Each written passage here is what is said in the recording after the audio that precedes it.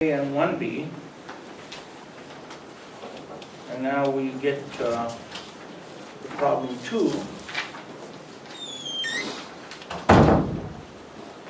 which we need to find an inductive short circuit stub to match a given impedance. And the impedance given to us is actually an admittance.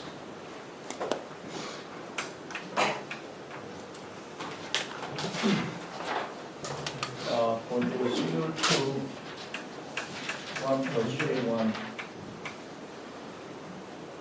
Siemens. Right? And that's a 50 ohm line. And the idea of matching using a stub is to move down the line until a certain location. That distance we call D, where the stub is going to go. And at that location, we need the admittance normalized, all right, to be equal to 1 plus J0. 1 plus J something. We call it B for now, okay? And then, what we do at this location here is add a stub, and the stub is going to be in parallel.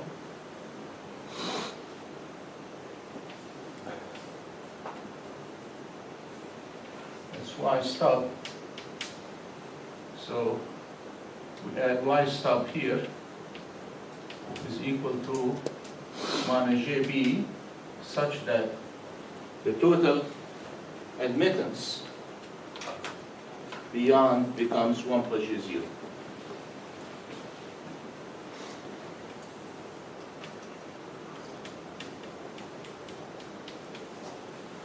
Right? That's the idea here. The Y stub will be achieved through a short circuit line, and a length L stub will give us the desired Y stub.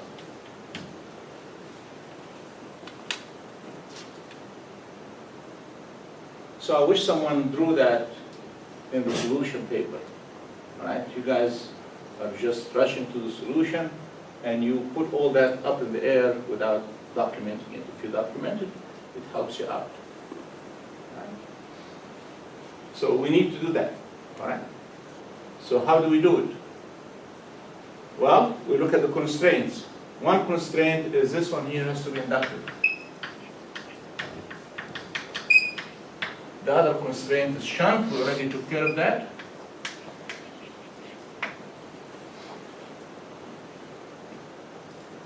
For this to be an inductive stub, that means the susceptance should be negative. Right?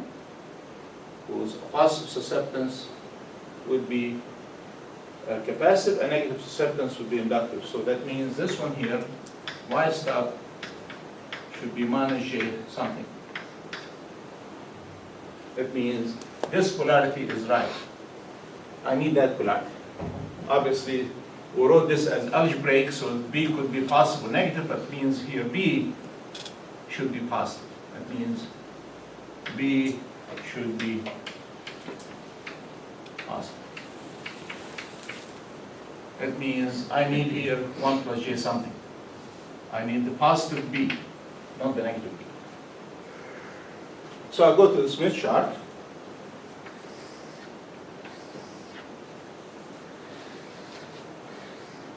And I locate my point, which coincidentally is the same point as the intercept, 1 plus J1. Because if you convert that to Y load normalized, that's 0.02, 1 plus J1 divided by 0.02, which is this susceptance here, Y naught, gives you 1 plus J1. So I gave you a coincidence here, which is exactly the location where you have a positive susceptance. That means the line is capacitive, and then the stub would be inductive in this case. Now, if I give you the option, then obviously the next solution would be right there. So actually you have two solutions, either this solution or that solution. That means the following. I can add inductive stub right here, and I can add it lambda by 2 away.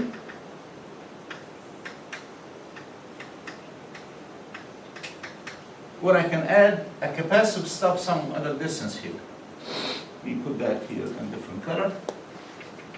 That will be the location of a capacitive stub.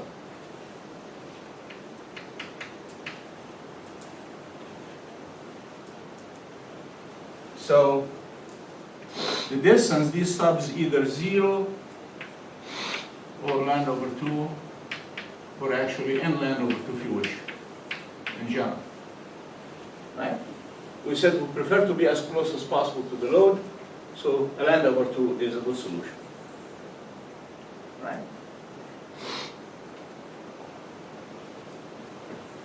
In this case, B is 1. That means Y stub should be minus J1.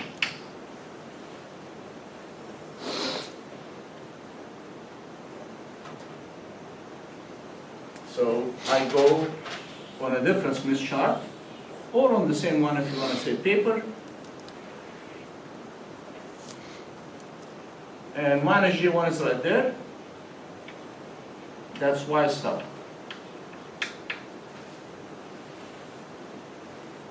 And the short circuit is right there.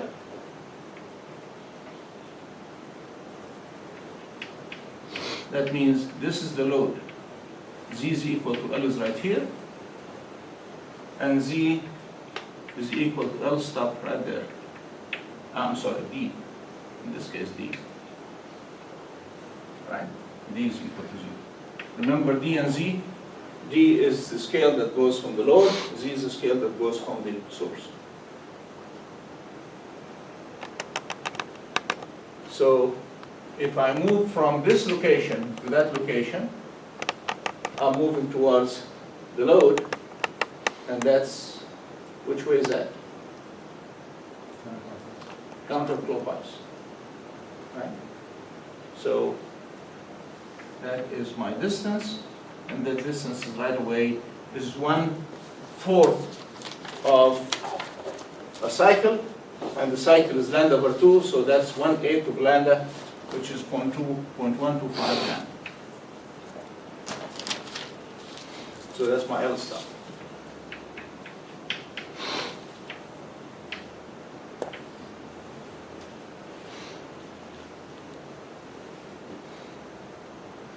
If you draw me a solution like this without writing any English words, self-explanatory. Obviously, if you write more, it would help. Like we label this as Y load, right? We label this as the other solution, and we put a check mark on this one here, for example, that this solution that we chose, and we say this is a stub problem, and this one here is the line problem. As much as you can, adding indicators of mastering the solution would help the grader give you a fair share of the grade.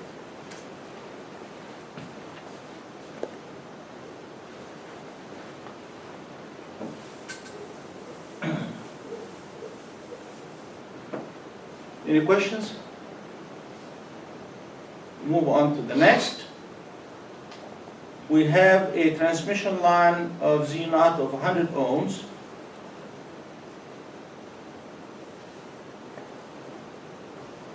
And when we loaded that with 50 ohms, we measured input impedance of 200 plus J0. So we have a line with unknown impedance. So what we've done, unknown length as well. So what we've done is we measured the input impedance and we found it to be J25. This is a classic approach in experimental measurements. What you do is you replace the load by a known load, let's say 50 ohms, and measure the input impedance. We'll find it to be 200 ohms. And we know the characteristic impedance here is 100 ohms.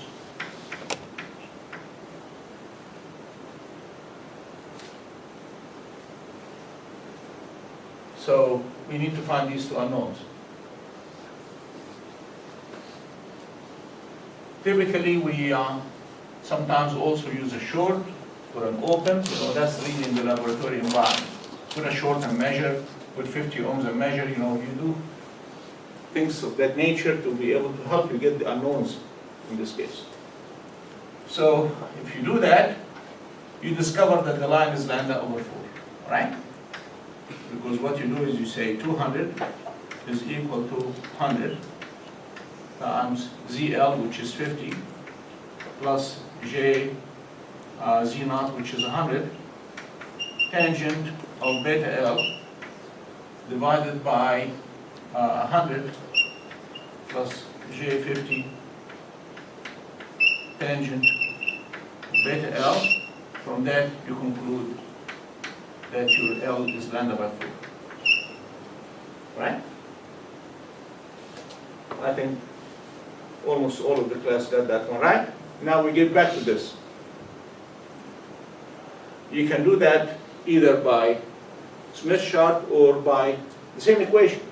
If this lambda by 4, that means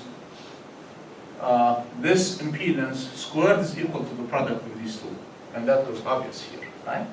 So right here is 100 is equal to the square root of ZL times J25. And if you do that, you end up with minus J400 for your ZL. Right? Because that's what you get here, right? That eventually becomes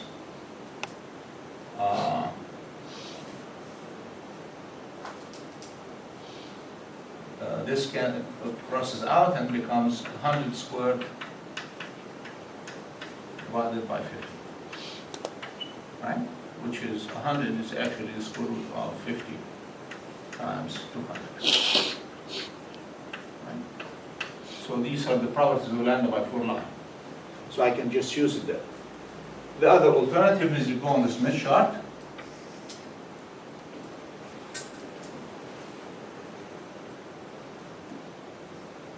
And you put your 50 ohms. 50 over 100 means 0.5. So that's your 0.5. I'm sorry, 0.5. That's your ZL normalized. And Z input is 200, which is 2 normalized. Z input. So obviously they fall on the same gamma circle. And the distance between here and there is lambda by 4. Right? So you can see that. Now next is put minus J25, which is minus J0.25. So Z input is, I'm sorry, plus J0.25. So you look for 0.25. This is 1. And 0.25 will be somewhere in here. So this one here is J0.25. And you project that through here, and you read that here. You read minus J4. That translates to minus J400. Right? So you can solve the whole problem again on the Smith chart, by locating input and load, and the distance between them give you the length. Now you put the new input to figure out the unknown load. Questions? So as you can see, the analytical solution, the graphical solution, or the Smith chart solution.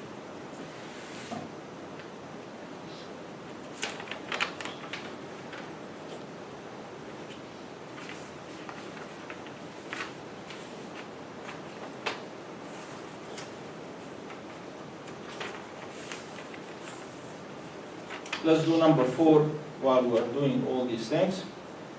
Measurement on a 50 ohm lossless line at 1.5 gigahertz showed a standing wave ratio of 4 and 3 consecutive voltage minima of 1.5 centimeter, 1.9, and 16.5.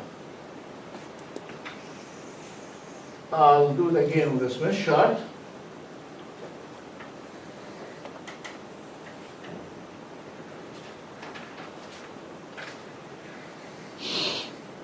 Standing wave ratio 4. So somewhere around here, that's my SWR 4. Okay?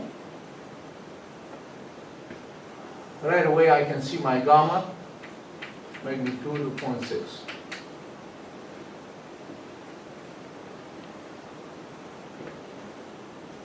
You can do that analytically. SWR, 1 plus gamma magnitude, 1 minus gamma magnitude. So gamma magnitude is equal to SWR minus 1, or SWR plus 1. That means 3 over 5, 2.6. Okay? Analytical, graphical.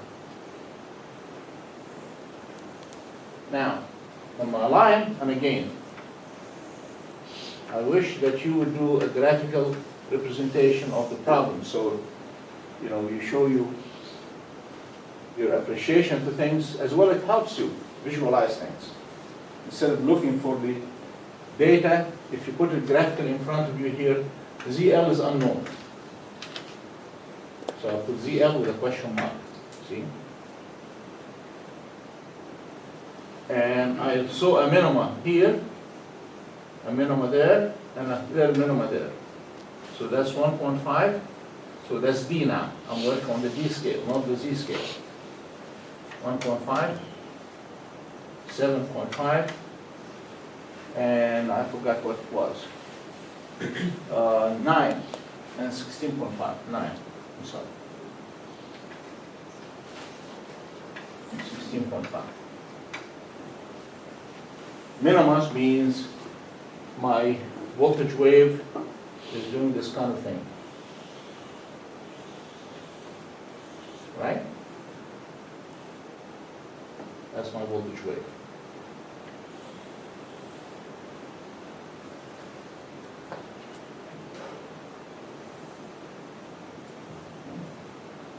Again, that's a famous experimental procedure which we do in the laboratory. I have an unknown load. What I do is I trace down the line. I use a slotted line for that, and probe the signal and locate where the minimas are. Right.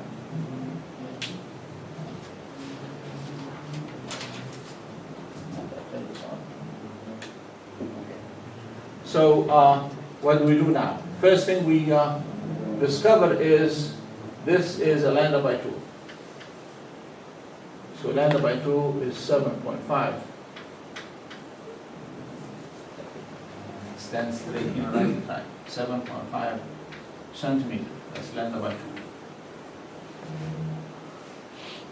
So lambda is 15 centimeters.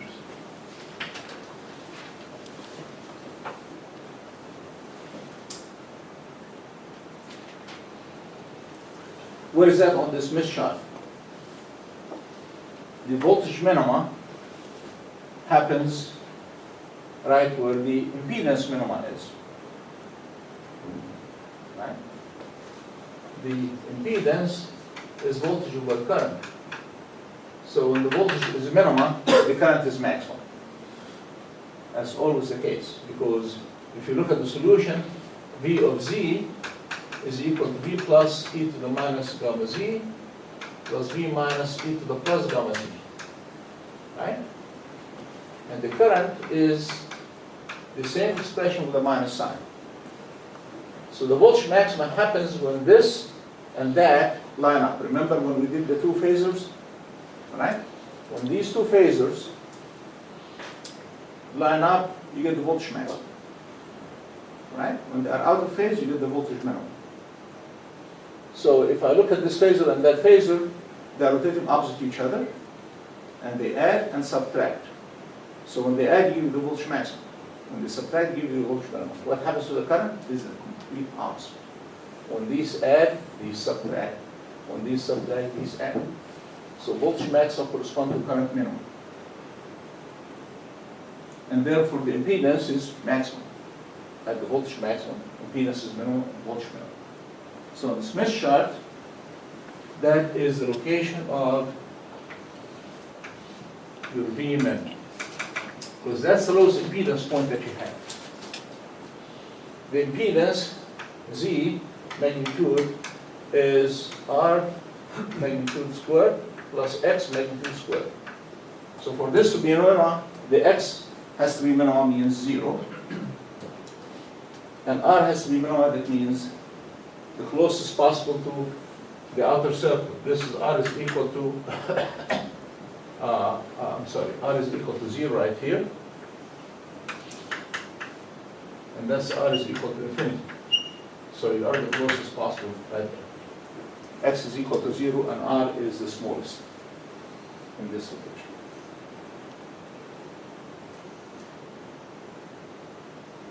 Okay?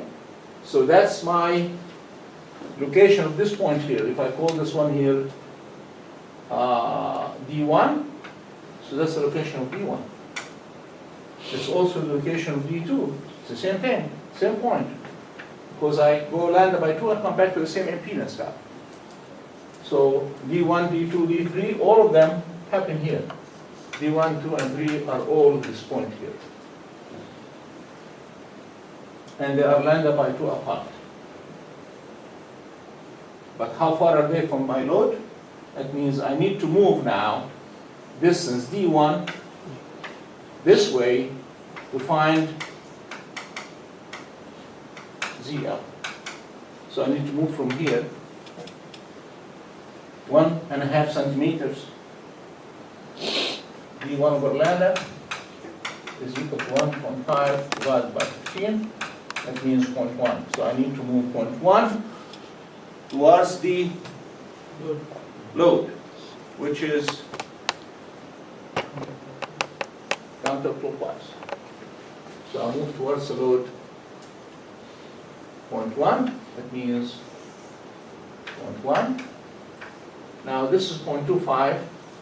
It's 0.125, so I'm going to stop somewhere in here. And that is going to be my ZL normalized.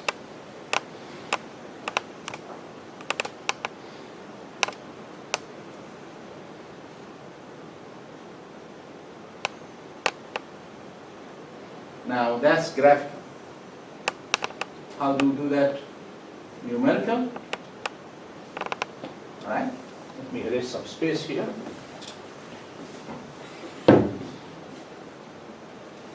Close by here so the whole problem stays close to each other.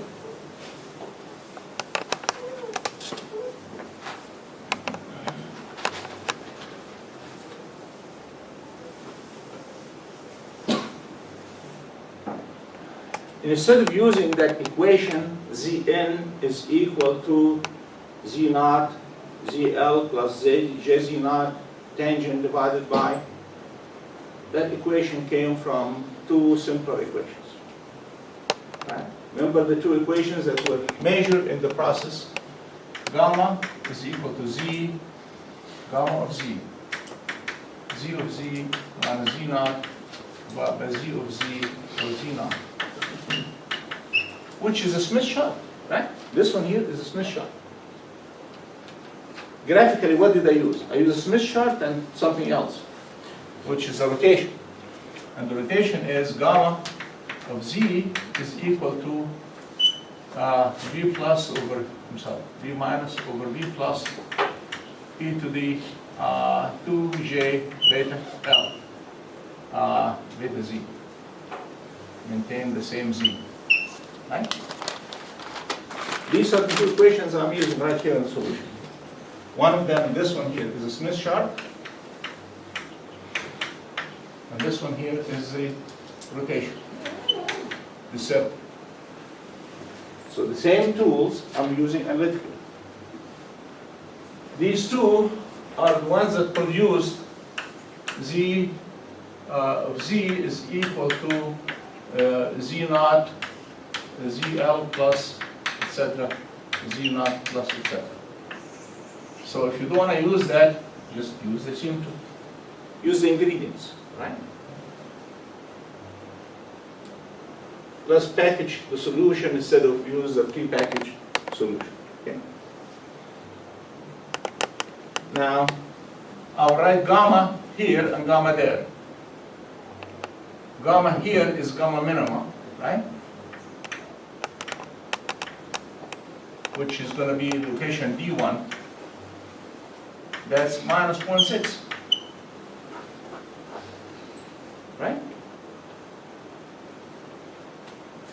The gamma at the minima is the same gamma magnitude, but with the, and I gave you that hint. I told you gamma min is equal to gamma magnitude e to the plus or minus actually j pi. That means minus 1. So that's your gamma b. Gamma of 0, which is the load here, d is equal to 0, if you wish, is equal to, let's write this one here. I want to use d instead of z, because that's a d now.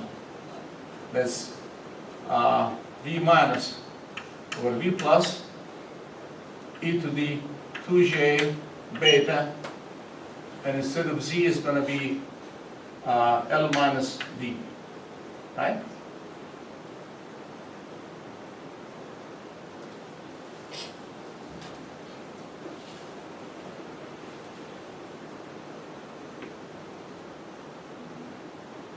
Okay. What am I doing here? Am I going too far with this? It's easier to write the ratio instead of carrying the v minus and v plus. So before I do that, I'm just going to carry the ratio back. Gamma z1 is equal to that. Gamma z2, it's easier to write it that way. I don't want to carry v minus and v plus all the time. E to the 2j beta z2, and therefore the ratio gamma of z1 divided by, let's make z1 over gamma of z2 is equal, that cancels out. That's much nicer to work with. E to the 2j beta z1 minus z2. Okay, here we go. That's nice. So I'm going to say z2 is the minimum, and z1 is the load. So this one here is, I'm going to call this one here z1. I'm going to call this one here z2. So z1 minus z2 is basically d1. So that one here is d1. Right? That's nicer and easier instead of worrying about that expression. z1, the way I label things, z1 minus z2 is d1, which is the beta d1 is 0.1. So this one here is 0.1. Then we did that. Right? Right there. 0.1.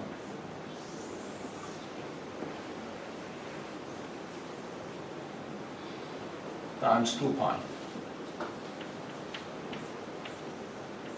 Right? 2 pi over lambda, and this one is 0.1. And this one here is minus 0.6. So I can get gamma at the load is equal to minus 0.6 e to the j 0.4 pi.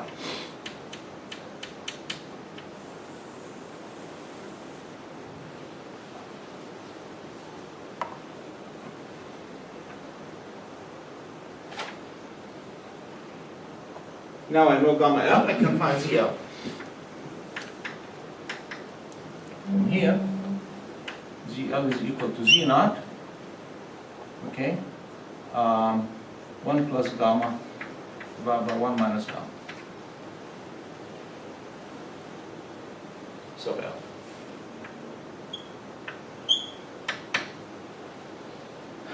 And the answer comes out to be, what is that complex numbers that I had? 18.5 minus j 32.97. 18.5 minus j 32. I said 97? Yeah, 97.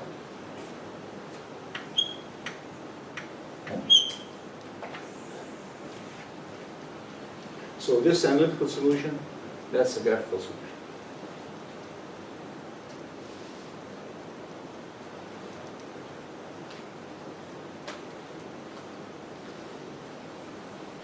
So you can see the correspondence between the two. I'm using the Smith chart, here it is. But I start with gamma of minus 0.7. I found the new gamma by finding this angle here, which turns out to be 0.4 pi. Right?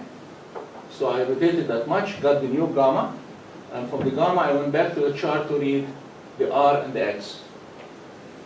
Okay?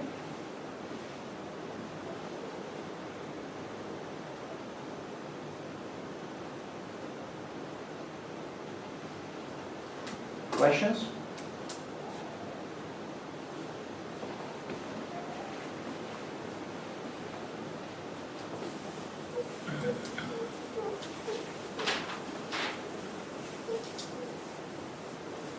Finally, the easiest problem of them all, number 3, which is the tandem imbalance diagram.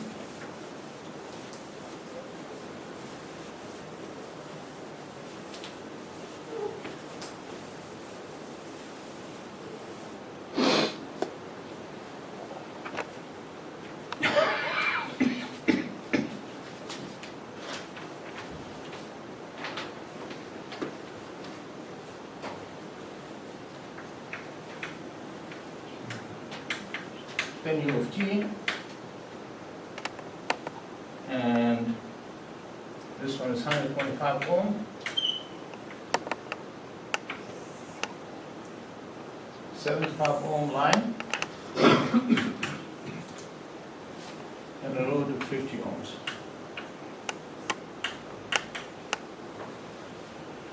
And the line length is 15 centimeters in air.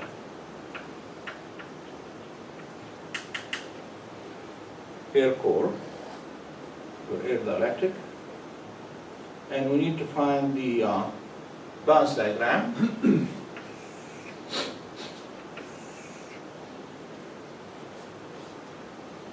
So we start with the initial launch,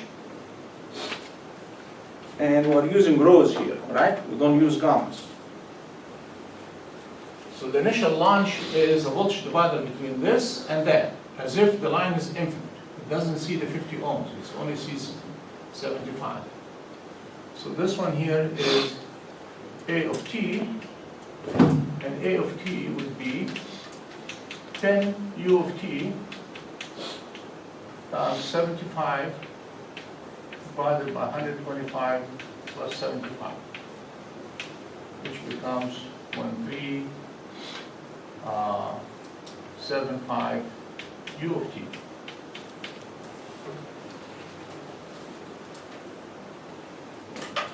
Don't forget the U of t, because that's the nature of our signal. So that's A of t, that moves down the line and gets delayed, arrives here as A of t minus big T. How much is big T? So big T is 15 centimeters in air divided by the phase velocity, 3 times 10 to the 10 centimeter per second. I'm working all in centimeters. That becomes what? Half a nanosecond, 0.5 nanosecond. So that's my big T.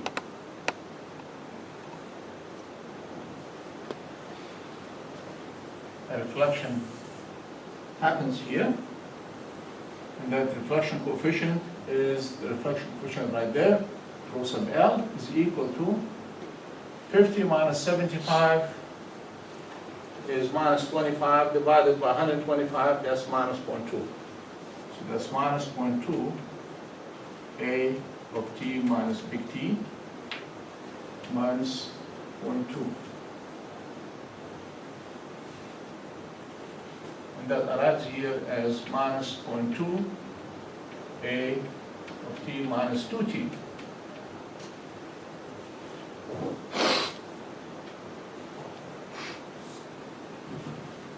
This bounces off here, so we need the reflection coefficient here. 125 minus 75, that's 50, divided by 200, that's 0.25. Rho S is 0.25. A quarter of 0.02, I'm sorry, 0.2 means 0.05. And it's a minus because that's a positive and that's a negative. A of T minus 2T.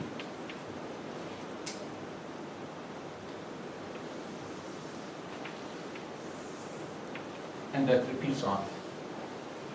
So 0.0